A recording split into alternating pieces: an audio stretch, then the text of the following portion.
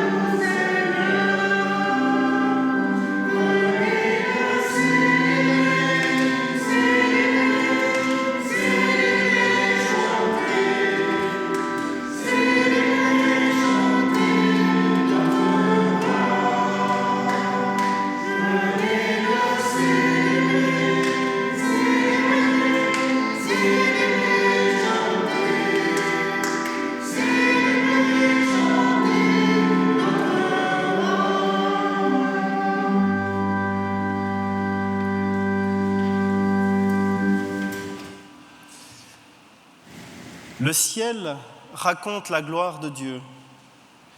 La voûte céleste dit l'œuvre de ses mains. Tout nous parle de la grandeur de Dieu. Voici, dans la nuit, une lumière pour nous conduire vers Jésus. Comme les mages, laissons-nous guider par cette lumière pour trouver notre chemin jusqu'à lui. Ouvrons nos yeux, ouvrons nos cœurs pour reconnaître les signes de sa royauté. Comme les mages, laissons-nous surprendre par le mystère que Dieu vient nous dévoiler, pas à pas. Avançons avec confiance et persévérance pour le découvrir au détour du chemin, dans l'émerveillement et la reconnaissance.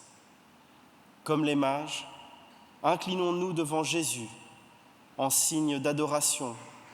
Offrons-lui le meilleur de nous-mêmes pour que toute notre vie soit un chant d'amour qui rende gloire et honneur à Dieu, notre Créateur. Amen. Nous ne sommes pas seuls. Nous vivons dans le monde qui appartient à Dieu. Nous croyons qu'il fait le monde pour le bonheur et pour la vie, malgré les limites de notre raison et les révoltes de notre cœur. Nous croyons en Dieu. Nous croyons qu'il travaille en nous par son esprit pour nous apporter la réconciliation et le renouveau. Nous avons confiance en lui. Il nous appelle à nous rassembler pour célébrer sa présence, pour aimer et servir les autres, pour rechercher ce qui est juste et résister au mal. Nous proclamons le royaume de Dieu dans la vie, dans la mort, dans la vie après la mort. Il est avec nous.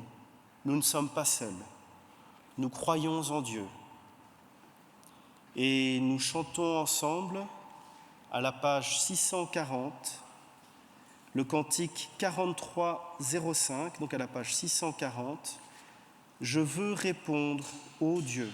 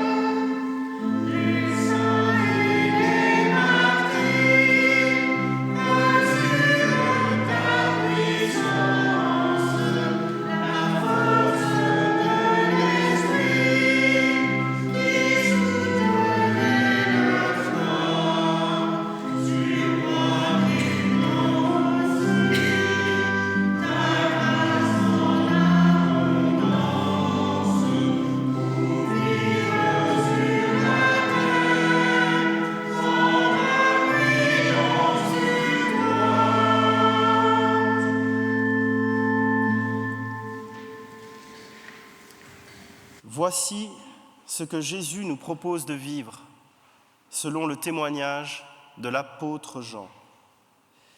Comme le Père m'a aimé, je vous ai aussi aimé. Demeurez dans mon amour. Si vous gardez mes paroles, vous demeurerez dans mon amour, de même que j'ai gardé les paroles de mon Père et que je demeure dans son amour. Je vous ai dit ces choses afin que ma joie soit avec vous et que votre joie soit parfaite. Aimez-vous les uns les autres comme je vous ai aimés. Tournons-nous vers Dieu pour lui demander son pardon et son aide. Seigneur Dieu, nous voulons te dire notre peur et notre angoisse devant le mal et la souffrance du monde.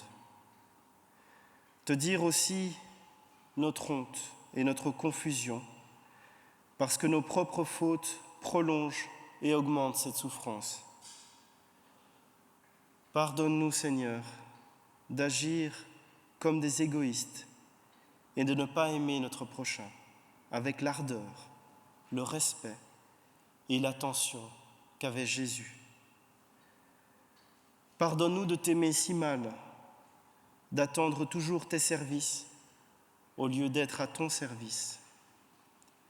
Pardonne-nous d'oublier que notre vrai bonheur est de t'aimer et de te suivre.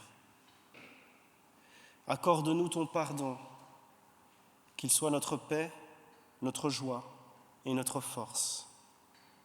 Nous te le demandons au nom de Jésus-Christ. que tous ceux qui se tournent vers Dieu avec confiance reçoivent de lui la certitude de son amour. Dieu nous pardonne. Notre vie est placée sous l'étoile de Jésus-Christ. Elle trace un chemin de vie. Et Jésus fait de nous des porteurs de lumière. Celui qui met sa confiance en Dieu et trouve sa joie en Jésus-Christ est sauvé. Seigneur Dieu, grâce à l'étoile qui guidait les mages, tu as révélé ton Fils unique aux nations.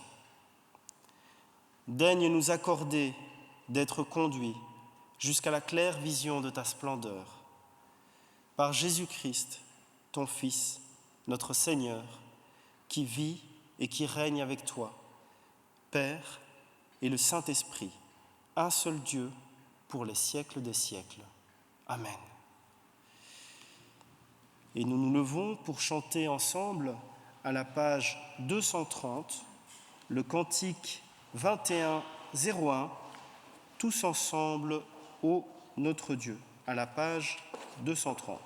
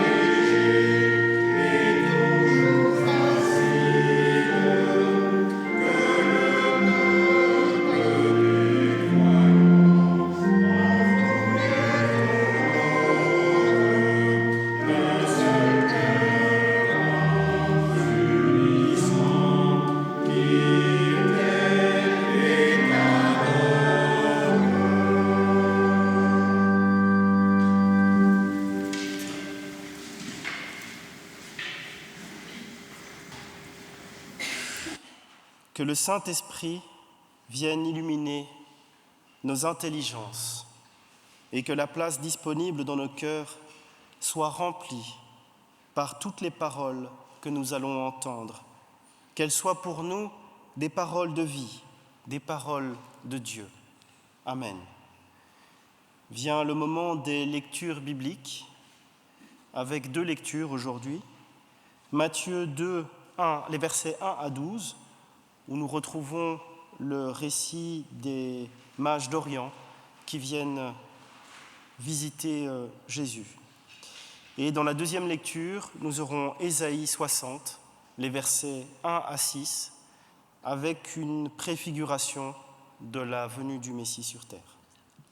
Évangile de Matthieu, chapitre 2, les versets 1 à 12.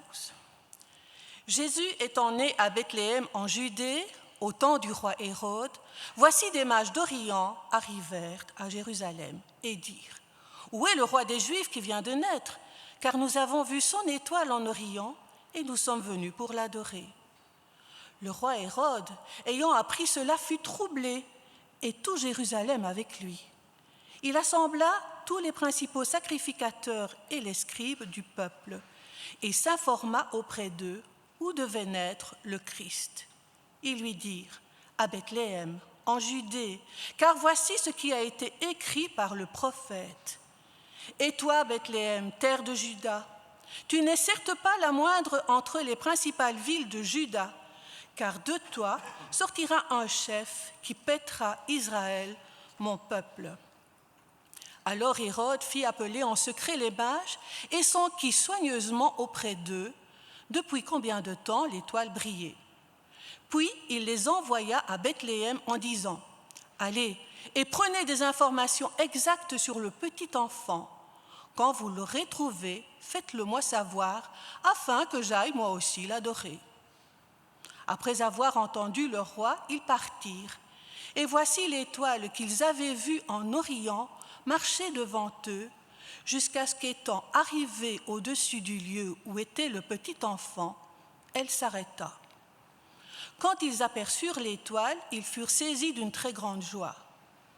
Ils entrèrent dans la maison, virent le petit enfant avec Marie, sa mère, se prosternèrent et l'adorèrent. Ils ouvrirent ensuite leur trésor et lui offrirent en présent de l'or, de l'encens et de la myrrhe. Puis, divinement avertis en songe de ne pas retourner vers Hérode, ils regagnèrent leur pays par un autre chemin.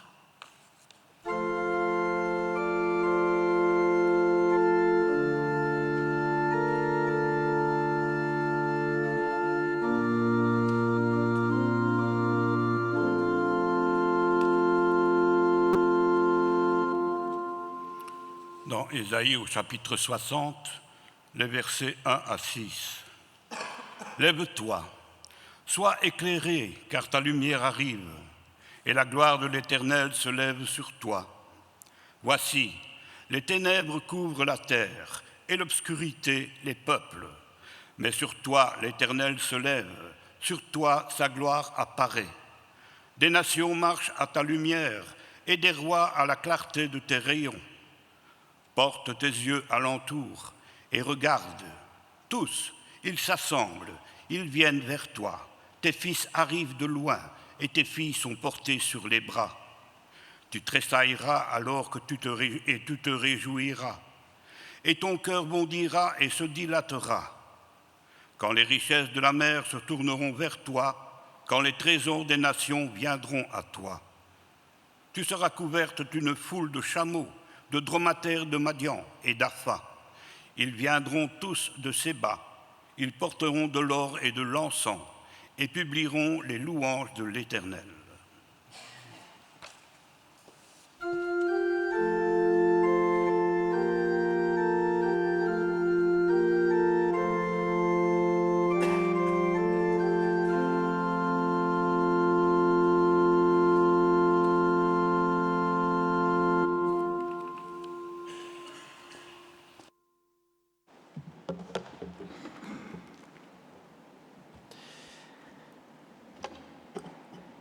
Avec ce chapitre 2 de Matthieu, nous trouvons ici de précieuses informations sur la nature de Jésus. Le récit met en lumière le caractère royal de Jésus avec les mages qui viennent le voir depuis l'Orient. Matthieu met en scène d'insolites témoins pour rendre hommage au Christ. Des mages, c'est-à-dire des notables versés dans l'étude des astres et tenus en honneur dans les cours royales de leur pays. Ces mages qui viennent à Jérusalem ont une certaine connaissance de la révélation divine et montrent une foi certaine dans ce qui leur a été révélé. Ils ont remarqué l'éclat exceptionnel d'une étoile dans le ciel.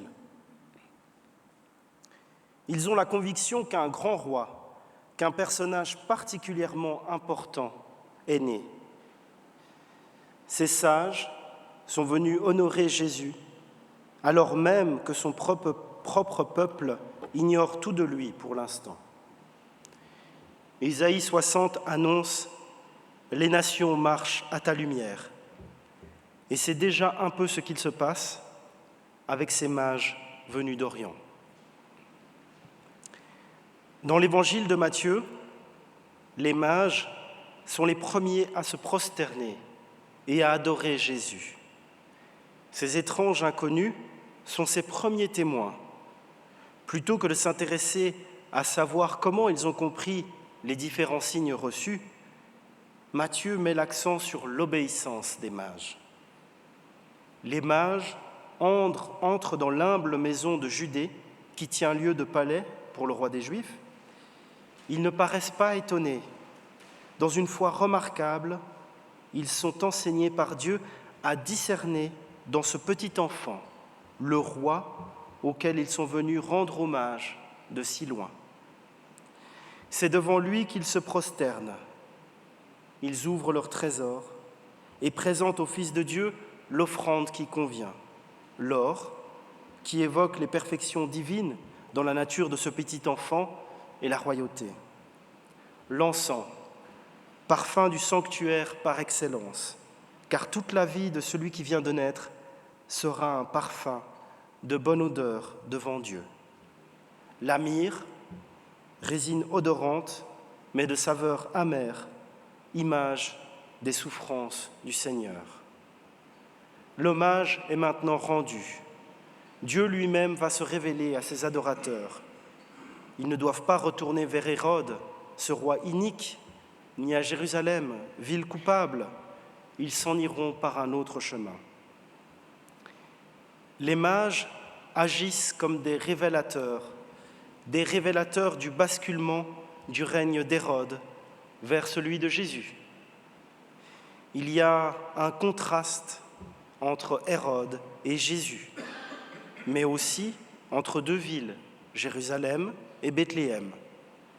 Il y a une opposition entre la capitale et la bourgade, entre le siège du pouvoir et la maison où se tient le Dieu faible. De la ville qui entoure le palais et le temple, on passe à Bethléem, la ville de David, dont le nom signifie « maison du pain ».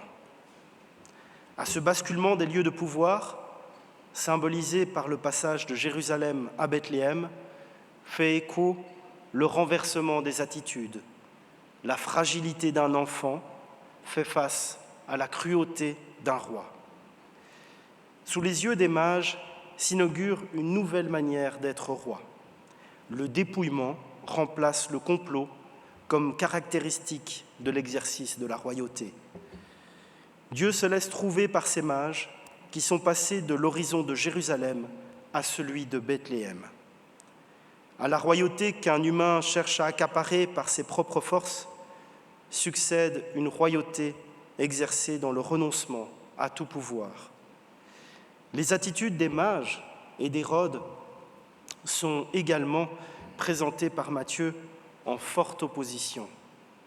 Les mages, d'un côté, venus de loin, cherchent activement le Messie, alors qu'Hérode, pourtant tout proche, ne le cherche pas vraiment. Les mages rendent hommage au Christ, alors qu'Hérode fomente un complot. Les uns s'interrogent, se laissent guider et trouvent, alors que l'autre consulte et ne se donne pas la peine de bouger. La recherche des mages les conduit à l'adoration, alors que la consultation d'Hérode le mène à la colère. La jubilation des mages contraste avec les chuchotements conspirateurs d'Hérode. En montrant la joie des mages, Matthieu met cruellement en relief la rage d'Hérode. De nos jours, nous pouvons nous demander si parfois, dans nos églises, associations, institutions, il y a une tentation de devenir comme des lieux d'intrigue, de complot et de pouvoir, en lieu et place d'être des lieux de recherche, d'humilité et de dépouillement. On pourrait presque se demander sous quelle royauté nos communautés, associations, institutions se placent-elles ? Une royauté de service est préférable à une royauté de pouvoir et de complot. Le roi adoré par les mages va montrer justement, à travers toute sa vie, que la royauté ne dispense jamais d'un esprit de service, bien au contraire. Au lieu de vivre pour elle-même, nos communautés doivent avoir un rôle de témoignage. Elles renvoient à une présence autre qu'elles-mêmes, à un amour qui les précède constamment. Le point culminant de l'itinérance des mages se situe dans une humble maison à Bethléem. C'est là qu'ils vont parcourir le plus grand bout du chemin, celui consistant à s'agenouiller pour rendre hommage à un nourrisson. Pour Matthieu, l'entrée dans cette humble demeure constitue la suite logique du trajet derrière l'étoile. Le parcours géographique des mages est secondaire par rapport à leur itinéraire spirituel, qui les mène de l'observation d'une étoile à l'adoration d'un nouveau roi.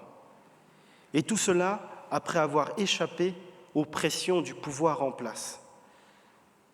Leur itinéraire spirituel a mis en évidence la force de résister au complot pour avancer à la suite de l'étoile, plutôt que de se mettre à la solde d'Hérode. Dans ce texte, Dieu est à la manœuvre, mais il n'agit qu'en filigrane, caché derrière différents signes, une étoile qui brille, un songe, des textes prophétiques. Et pourtant, depuis le début, c'est bien lui le guide du voyage des mages. On a l'impression que quoi qu'il se passe, les mages arriveront bien là où Dieu le veut. Dieu reprend en effet constamment la main. Quand l'astre disparaît, d'autres signes prennent le relais, des prophéties, un songe. Symboliquement, l'étoile s'arrête juste devant la maison, signe que désormais les astres n'ont plus de rôle à jouer. Jésus prendra le relais en devenant lui-même l'étoile du matin. L'insistance de certains contes de Noël sur l'omniprésence de l'étoile pourrait conduire de prime abord au sentiment que le voyage des mages a été entièrement téléguidé. Au-delà de cette première impression se pose la question du discernement, de l'interprétation des signes qui sont reçus. Sans interprétation, à reprendre constamment, un signe restera toujours ambigu et insuffisant. C'est la capacité à recevoir, à accueillir un signe qui est en jeu. Les signes n'ont heureusement pas le pouvoir de conduire à la servilité. Ils ne peuvent qu'inviter à une décision toujours libre, à une mise en mouvement toujours volontaire. Dans un contexte moderne, de mode pour les signes astrologiques, à l'heure où les déterminismes continuent de fasciner, déterminisme de ceux qui pensent lire leur avenir dans les étoiles grâce aux astrologues, ou encore le déterminisme de ceux qui se plaisent à dire avec résignation que tout est déjà écrit, eh bien dans ce contexte, il est judicieux de mettre en lumière la liberté sous-jacente au voyage des mages. Les signes conduisant les mages ne les privent pas de liberté, mais les renvoient constamment à leur capacité de décision. L'étoile s'arrête devant la porte de la maison, le texte prophétique ne sort pas du palais, le songe ne dépasse pas le stade du conseil. Les signes posent la question du choix entre deux attitudes, se mettre en route ou rester sur place. En plus, il y a une différence importante entre interpréter un signe et attendre un signe. La première attitude est saine, elle porte la marque d'une disponibilité à l'imprévu, alors que parfois, la deuxième attitude peut être un vernis dissimulant la passivité. Dans cet itinéraire spirituel des mages, l'interprétation est toujours un choix personnel qui met en route. Et nous pouvons à notre tour nous poser la question de savoir si nous sommes prêts à nous laisser interpeller par des signes faisant surgir l'imprévu,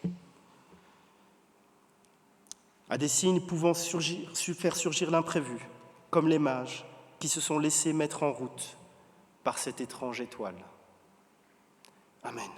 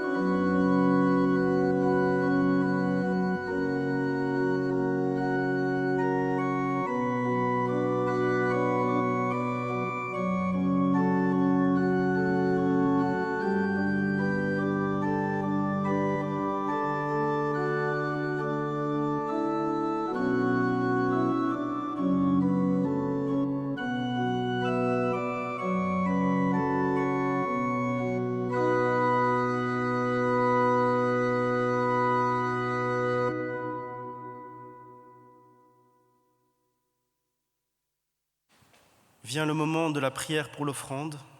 Pour rappel, vous pouvez trouver des troncs à l'entrée et il est possible de laisser une offrande avant ou après le culte. Grâce te soit rendue, Seigneur notre Dieu, pour tous les dons que jour après jour, ta bonté nous accorde. Nous t'apportons cette offrande comme un signe de notre amour. Tu es béni pour les siècles des siècles. Amen. Et nous chantons ensemble, à la page 878, le cantique 5403, donc à la page 878, comme les mages.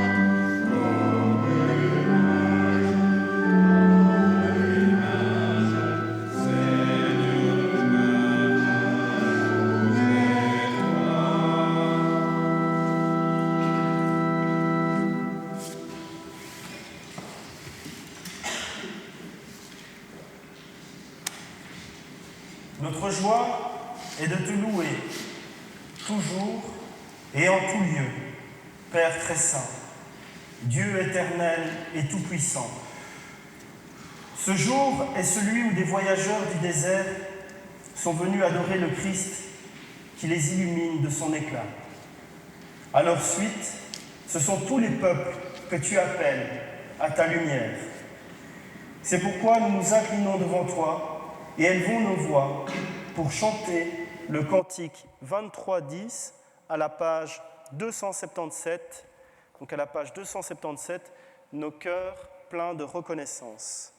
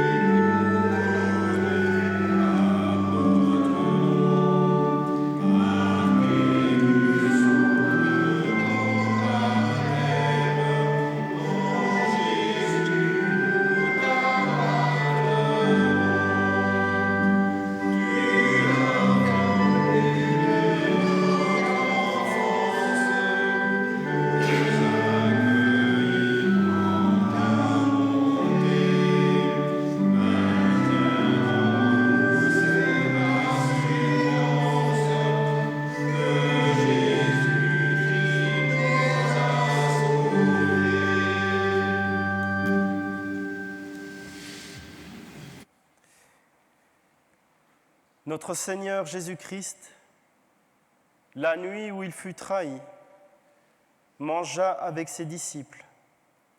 Il prit du pain et ayant rendu grâce, il le rompit, le donna à ses disciples et dit : « Prenez, mangez, ceci est mon corps qui est donné pour vous. Faites ceci en mémoire de moi. » De même, après avoir soupé, il prit la coupe et ayant rendu grâce, il la leur donna et dit : « Buvez-en tous, cette coupe est la nouvelle alliance en mon sang, qui est répandue pour vous en rémission des péchés. Faites ceci toutes les fois que vous en boirez en mémoire de moi. » Seigneur, par notre baptême, nous avons tous été associés au mystère de la mort et de la résurrection de Jésus. Plonge-nous aussi dans le feu purifiant de son esprit. Fais-nous devenir parmi les hommes de vrais témoins de ta lumière dans la nuit de notre terre. Vous avez préparé ce repas, dit le Seigneur, et c'est moi qui le préside. Vous avez fourni le pain et le vin, c'est moi qui le transforme. Vous avez préparé un repas d'amitié, c'est moi qui en fais notre communion.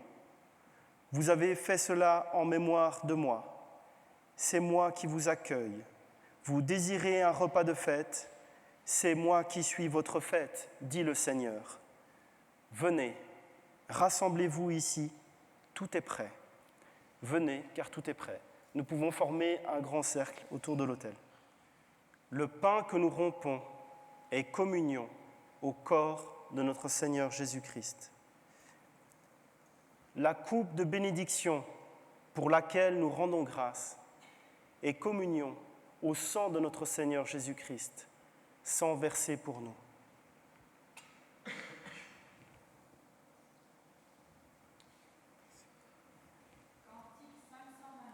Page 522. En Cantique 522 À la page 522. à la page 522. Amen.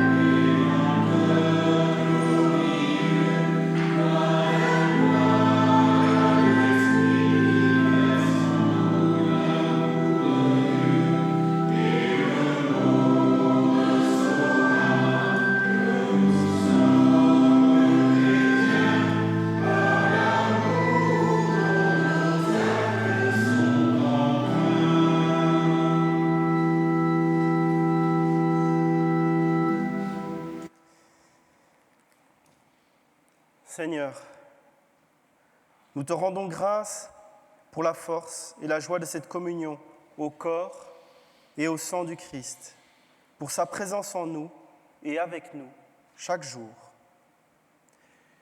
Dieu Tout-Puissant, tu as fait lever ta lumière sur les nations et tu as conduit à Jésus les mages venus de pays lointains. Nous te louons de faire resplendir sur nous la clarté de ta face. Reçois la prière que nous t'adressons au nom du Christ.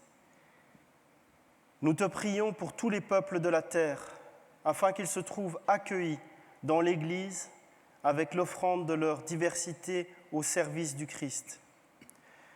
Pour celles et ceux qui gouvernent les nations, afin qu'ils ne mettent pas d'entrave à l'Évangile, mais reconnaissent dans le Christ celui qui rassemble les peuples dans la paix, nous te prions.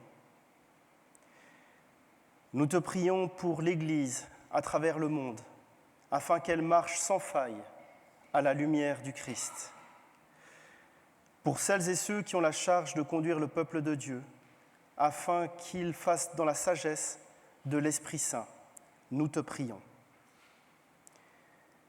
Nous te prions aussi pour celles et ceux qui ne voient pas de sens à leur vie, afin qu'ils découvrent, dans la foi du Christ, la vocation qu'il leur adresse. Seigneur Dieu, reçois notre prière. Tu es béni pour les siècles des siècles. Et nous disons ensemble la prière que tu nous as laissée. Notre Père qui es aux cieux, que ton nom soit sanctifié, que ton règne vienne, que ta volonté soit faite sur la terre comme au ciel. Donne-nous aujourd'hui notre pain de ce jour. Pardonne-nous nos offenses, comme nous pardonnons aussi à ceux qui nous ont offensés. Ne nous soumets pas à la tentation, mais délivre-nous du mal, car c'est à toi qu'appartiennent le règne, la puissance et la gloire, pour les siècles des siècles. Amen. Et nous pouvons chanter ensemble le cantique 2208 à la page 264, comme un souffle fragile, donc à la page 264. Amen.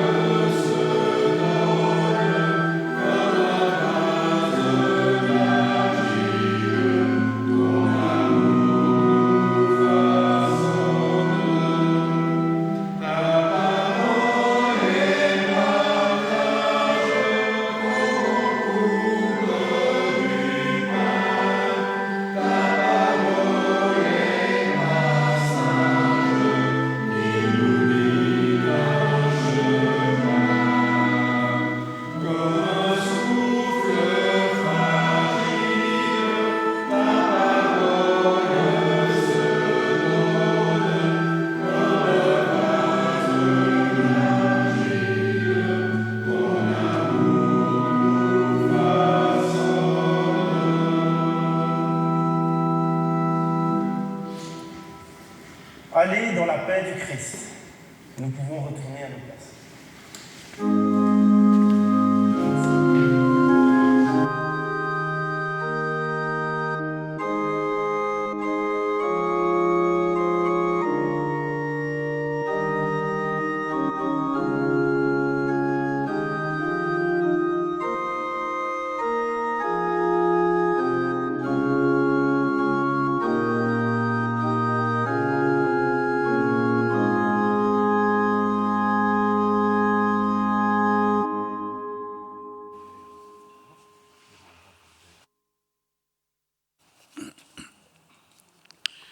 Quelques petites annonces.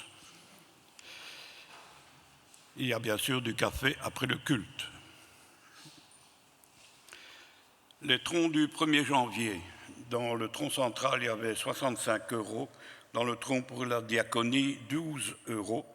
Le second tronc de ce jour est destiné à la mission contre la lèpre. Le consistoire se réunira vendredi 13 janvier à 9h30. Notre prochaine étude biblique se déroulera le dimanche 15 janvier à 14h. Et pour ceux qui veulent rester ici après le culte, on organise un repas canadien. J'ai déjà dit ce que ça voulait dire. Alors, nous allons bientôt rentrer dans la semaine de prière de l'unité des chrétiens qui se déroule du 18 au 25 janvier, ce sont des mercredis. Il y a des petites modifications, donc je vous renvoie aux divers folders qui sont affichés dans la salle et disponibles ici dans le fond du temple et ici à l'entrée de la salle, puisqu'il y a des petites modifications, non pas dans les dates, mais dans les organisations. Alors, comme je ne l'ai pas noté et qu'on vient de me le dire, je vous renvoie au folder. C'est plus simple. Et comme ça, vous le prenez, vous le mettez en poche et vous avez toutes les dates pendant toute la semaine. La prochaine assemblée de district se déroulera le 14 janvier de 9h à 12h au temple de Dour. Alors, comme je vais passer la parole à notre sœur Lydia, elle va sûrement vous parler de la manne de Noël, mais je vous le dis tout de suite, le sapin, vous le voyez pour la dernière fois cette année. Demain, il sera démonté.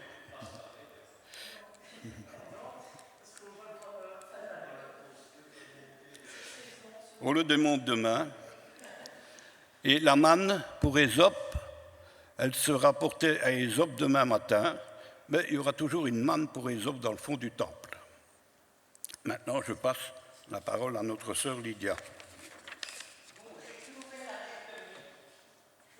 Elle était à la maison, j'ai traduit, mais maintenant je dois traduire. Va au micro, s'il te plaît. Nous avons reçu une lettre de Mendic, ça veut dire pas vraiment de la paroisse, c'était Roswitha Klutin, c'est la femme du docteur, qui nous écrit. Et ils sont en somme dans la tristesse parce qu'ils ont dû abandonner la chorale, qui leur était chère, mais elle manque de voix. Nous avons dû, fermer. Ils ont eu une dernière réunion et ils ont décidé en commun que le fonds qui restait dans la caisse serait attribué à Carnion, à leur communauté sœur. Et elle dit, je suis sûre que vous trouverez bon emploi. Alors, je dois vite lire. Elle dit qu'elle espère, ils espèrent toujours, ils ont toujours cette espérance de se revoir une fois. Ça, c'est un petit peu lancé à nous, qu'il faudrait peut-être réfléchir à une nouvelle rencontre, je ne sais pas. Bon, elle parle toujours au nom de la chorale. Je n'ai pas eu de contact avec le pasteur, je ne sais pas si toi, Jean-Éric, tu as eu de nouvelles? Non. Il faut bien dire tous les anciens qui étaient avec les échanges. Je crois qu'il n'y a plus personne dans le consistoire chez eux. Et c'est plus tout à fait la même chose, bien sûr, mais ça serait peut-être quand même bien encore un contact, je ne sais pas, il faut voir comment ça continue, il faut voir si notre pasteur est intéressé de rester en contact avec. Il parle très très bien anglais. Allemand, allemand, oui, lui, oui, mais français, je ne sais pas. Il parle français? Non. Pardon? Kein Französisch. Ben, il était en contact avec Jean-Éric. Si vous voulez savoir un peu plus, c'est avec Jean-Éric qu'il faut mettre en contact. Voilà, j'avais promis de vous transmettre ça.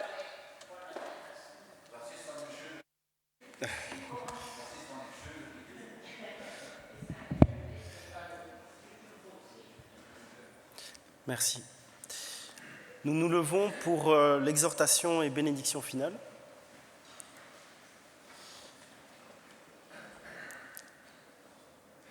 Seigneur, tu nous invites à porter ta lumière à tous ceux qui cheminent vers Jésus, ton Fils bien-aimé. Rends-nous capables de reconnaître et de recevoir tout ce que tu as préparé pour nous par Jésus le Christ, notre Seigneur. Que le Seigneur nous bénisse et nous garde, que le Seigneur fasse briller sur nous son visage et nous accorde sa grâce. Que le Seigneur nous donne sa paix. Père, Fils et Saint-Esprit. Amen. Nous pouvons chanter ensemble à la page 456. À toi la gloire, donc le cantique 34-18 à la page 456.